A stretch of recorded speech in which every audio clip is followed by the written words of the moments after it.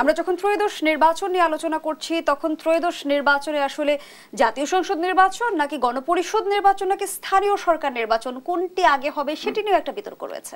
দেখুন, এই বিতর্কের প্রায় মীমাংসা হয়ে গেছে। বাংলাদেশে জাতীয় সংসদ নির্বাচনের আগে স্থানীয় সরকার নির্বাচন হবে না, এই ব্যাপারে সরকারেরও একটা বক্তব্য এসেছে। আমরা এখন জাতীয় সংসদ নির্বাচনের লক্ষ্য নিয়ে সামনের দিকে এগুচ্ছি এবং সরকারও সেই প্রস্তুতি নিচ্ছে বা নিতে হবে সরকারকে।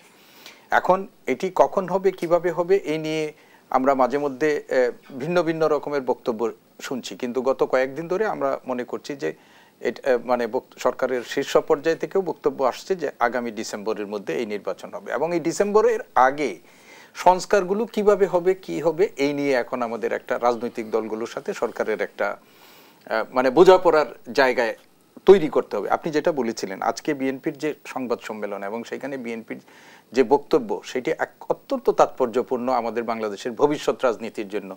এই সরকার এবং সরকারের যে সমস্ত গঠিত সংস্কার কমিশন, তারা কিভাবে আপনার মানে যে নানা রকমের কমিশন গঠনের মধ্য দিয়ে ভবিষ্যৎ বাংলাদেশের কার্যক্রম নিয়ন্ত্রণ, সরকার নিয়ন্ত্রণের যে পদক্ষেপগুলো, সেইগুলোর ব্যাপারেও বিএনপি তার স্পষ্ট অবস্থান ব্যাখ্যা করেছে এবং একই সাথে যে প্রস্তাবিত সংস্কারগুলো আছে সেই সংস্কারগুলোর ব্যাপারে ওনারা বলেছেন যে আমি আরও স্পষ্ট করে বলতে চাই যে সরকার তাদের কাছ থেকে এক ধরনের মতামত চাইছে, ঠিক চিহ্ন দিয়ে মতামত।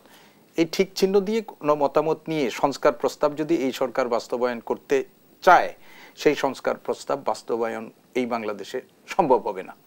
আপনি একটা কাঠামোগত দিক থেকেও যদি আপনি বিবেচনা করেন, বাংলাদেশের বাস্তবতায় আপনি রাজনৈতিক দলগুলো তারা বড় রকমের স্টেক হোল্ডার।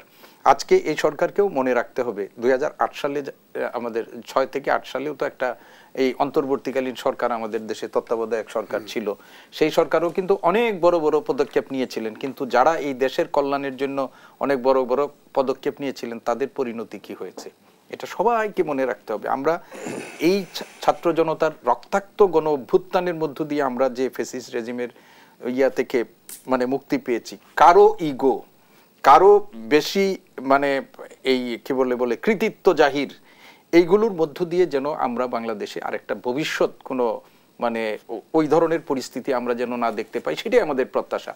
আর এই যে এই সরকার তো সদস্যরা, আমরা বারবার বলেছি যে এই সরকারের সদস্যদের সচিবালয় এবং তাদের অফিস কেন্দ্রিক বিচরণ ছাড়া জনমানুষের সাথে জনমানুষের কাছে যাওয়ার কোনো সুযোগ তাদের নাই। ডক্টর সিদ্দিকুর রহমান খান, বর্তমান সময়ে যে সংস্কার ইস্যুতে আসলে যে প্রস্তাবগুলোর বিষয়ে আসলে মোটামুটি এক ধরনের ঐকমত্য আছে রাজনৈতিক অঙ্গনে, সেই সংস্কার বাস্তবায়নের আসলে পথ আমরা কতটা সুগম করতে পেরেছি, নাকি সংস্কার বিষয়টি শুধুমাত্র আলোচনার টেবিলেই থমকে আছে? আমি সেই আলোচনায় ডক্টর সিদ্দিকুর রহমান খান, যে আলোচনায় আমরা ছিলাম যে সংস্কারগুলোতে ঐকমত্য আছে, বিশেষ করে নির্বাচন কেন্দ্রিক সংস্কারগুলো কেন শুরু করা যাচ্ছে না? দেখুন, কোন সংস্কারগুলোতে ইতিমধ্যে ঐকমত্য এসেছে সেটাই তো আমরা জানি না। সরকারের পক্ষ থেকেও তো সেটা স্পষ্টভাবে কোনো কিছু বলা হচ্ছে না।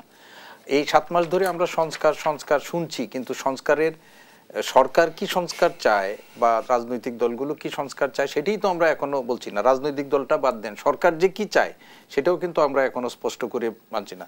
ফলে এইটা এখন স্পষ্ট হওয়া দরকার, সময় ক্ষেপণের কোনো সুযোগ নেই। জাতীয় ঐক্যমত এর কোনো বিকল্প নাই, অন্তত পক্ষে মিনিমাম যেটুকু দরকার।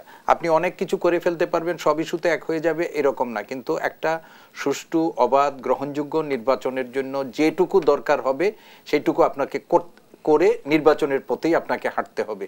এবং এখন যে পরিস্থিতি তৈরি হয়েছে, রাজনীতিবিদরা ওই যে 1/11 পরে যেটা আমরা দেখেছিলাম যে রাজনীতিবিদদেরকে অপাংতেয় করে একটা ধরনের ইয়া করার, এটা বাংলাদেশে সেই সময় কার্যকর হয় নাই, এইবারও কার্যকর হবে না। কেউ যদি এই ধরনের স্বপ্ন দেখে থাকেন, এই স্বপ্ন পূরণ হবে না।